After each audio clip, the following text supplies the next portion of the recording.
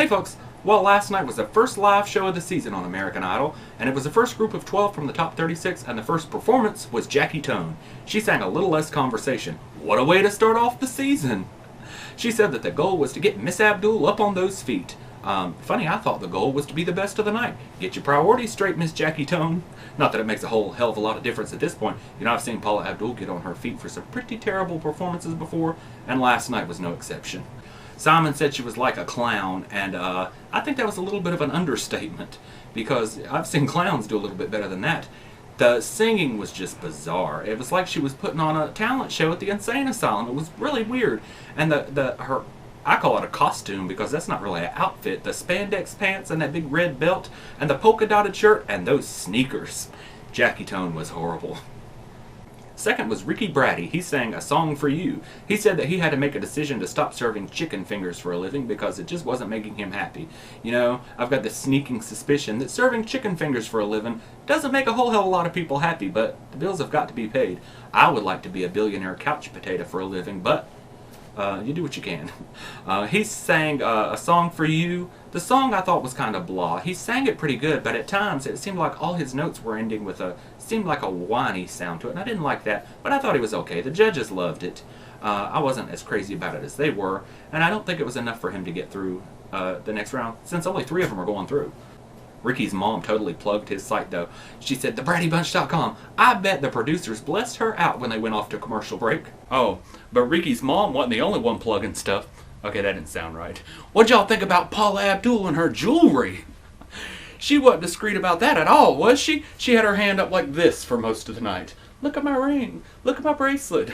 I wonder if she took that back from Tatiana or if she had a stockpile somewhere. Next was Alexis Grace. She sang Never Loved a Man.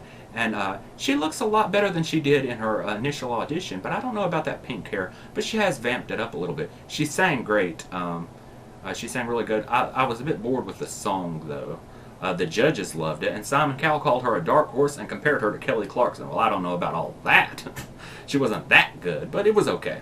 After that was Brent Keith. He sang Hick Town. They started off with some technical problems, and instead of seeing Brent Keith's interview, we saw Stevie Wright in her cow costume from her audition. Well, it wasn't really a cow costume, but it looked like one, didn't it? What was he thinking picking a song called Hick Town? That was horrible. It was a nice little country performance, don't get me wrong, but it would have been better suited for a show like Nashville Star because, especially with only 3 people getting through, the audience is so wide, you can't get through with anything more than Carrie Underwood country. Paula Abdul says, well, look what happened to Josh Grayson and Bucky Covington. And I thought to myself, I wonder whatever did happen to old Bucky. And right before Simon said the same thing. But, you know, Bucky could get away with doing the Southern rock. He started off with a lot of Southern rock more than honky-tonk country. And Brent Keith just sang a really honky-tonk country song. And so I think he's going. Next was Stevie Wright. She sang You Belong With Me. It was just awful. I felt so bad for her. She was just as cute as she could be, but I know she had to be really nervous. And she looked like she was going to run off stage crying any second, and I would have if I had been her, because it was really just that bad. Next was Anoop Desai. He sang Angel of Mine, and I thought at times he got away from the band a little bit. But that was such a strange song choice. He sang well, but I was really disappointed in Anoop because he said, what was it he said? He said he wants to bring energy and that every song he sings is going to have all of him in it. Well, if that had all of him in it, I think I've seen enough. I was really excited about Anoop going in tonight, and I know a lot of people were. He came into last night with a really big advantage because a lot of people liked him a lot already, and I think he blew it. I think he just blew it. He said that the song was kind of like saying thank you. How's that? How's that saying thank you? That was kind of strange, but so Anoop might be in trouble. After that was Casey Carlson. She sang Every Little Thing He Does Is Magic from The Police, and she gets the prize for the worst performance of the night. It seemed like she was trying to be flirty and cutesy, and it just came off as awkward and strange. Afterwards, she said, I had a good time, and you know that's what they always say before they go home. You know, even the words that she wasn't even pronouncing her words right. It was very strange. But, so she's definitely out. Next was Michael Sarver. He sang I Don't Want to Be by Gavin DeGraw. The judges seemed kind of a little bit on the fence about it. They seem like they like him better than they like the song, and I thought it was a pretty good performance. And he stands a pretty good shot at being in that number 3 spot. Well, of course, he's not going to be the highest vote getting male, and well, of course, he's not a female, so he's not going to be the highest vote getting female, but he might get in that 3rd spot. After that was Anne-Marie Boskovich. She sang Natural Woman. What a horrible, horrible song choice. What was she thinking? I mean, I don't agree with the judges who said the song was too big for her. Kara said that you really have to slay that song if you're going to do it. I think she sang it okay. Well, she didn't slay it, but I don't think that song can be slayed because it's just been so overdone. It's been done over and over. It's just been worn out at this point. I think I have probably heard that song at least once a week for my entire life. If you have not heard that song once a week for your entire life, then consider yourself fortunate because they play it everywhere. Radio, restaurants, elevators, commercials galore, and all over TV. So it's to the point that even when you hear it sang well, it just can't hold your attention. I don't even think Aretha Franklin could hold my attention with that song. Of course, I think Aretha Franklin's a little bit overrated too, but we won't go there. When Anne-Marie sat on the couch, though, after her performance, and she said, "Oh, I sat on the hard spot," Ryan Seacrest said, "Oh, we can hear everybody's jokes." Ryan Seacrest, it's a family show. Children are watching. After that was Stephen Fowler. He sang "Rock With You" by Michael Jackson, and it was pretty horrid. The judges liked his performance better when he forgot his lyrics and walked off stage, so that's pretty bad. Next was Tatiana del Toro. She sang "Saving All My Love for You," and it was a calm and reserved Tatiana from what we've been used to seeing. We did see a little hint of Tatiana del Drama Queen when they showed her pre-recorded interview. And I liked her hair better in that pre-recorded interview too. I think the shorter hair does her better than those extensions because even when her hair's done up nice, it always seems like it looks a little bit unkept. Tatiana looked like she was going to bust any minute, though. Didn't she look like she was just ready to bust out and do something crazy? But she never did. Tatiana came into last night with a big disadvantage because over the past few weeks, she's become like the second most hated woman in America, right behind the Octomom.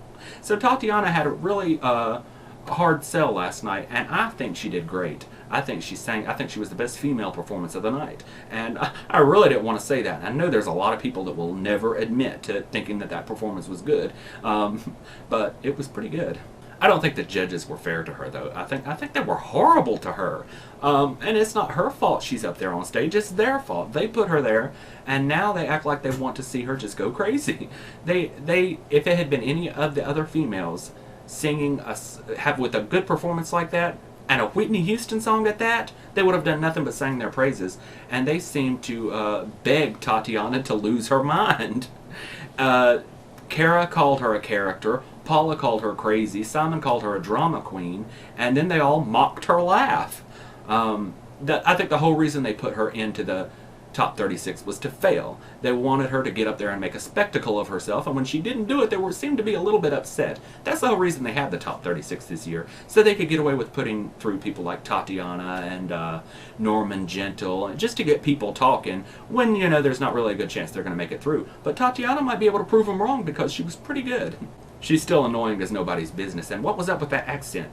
After her performance, when she was talking, she had an accent. Where did that come from? Tatiana never had an accent before. She said, "Thank you, America. This is my dream, and it's up to you to keep it alive." Well, we'll see. And the last of the night, and the best of the night, was Danny Gokey. He sang "Hero" by Mariah Carey. Pretty strange song choice for a man, but he really pulled it off. Danny was in the best position coming into last night, though, because you know, he'd had a lot of airtime, and a lot of people loved him already. And then he gets the best spot of the night, so Danny Gokey is definitely going to be the top vote-getting male. I thought the way the ladies did after his performance, though, was just a little bit over the top. They were screaming into the microphones like Paula does, you know, like Paula's always done. But Kara did it, too. I said, "Oh, no, don't you start, too." I just wanted to get up and slap the piss out of him, but I wasn't in the same room with him, so I couldn't do that. And, I mean, Danny was good, but my God, that reaction was just a little bit too much.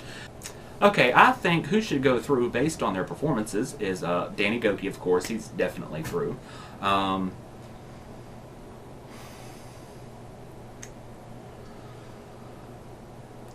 Tatiana del Toro. Hey, she was good. Boy, that leaves a bad taste in my mouth. And either Alexis Grace or Michael Sarver. That's who I think should go through. Now, who will go through, there ain't no tellings. I'll see you folks tomorrow.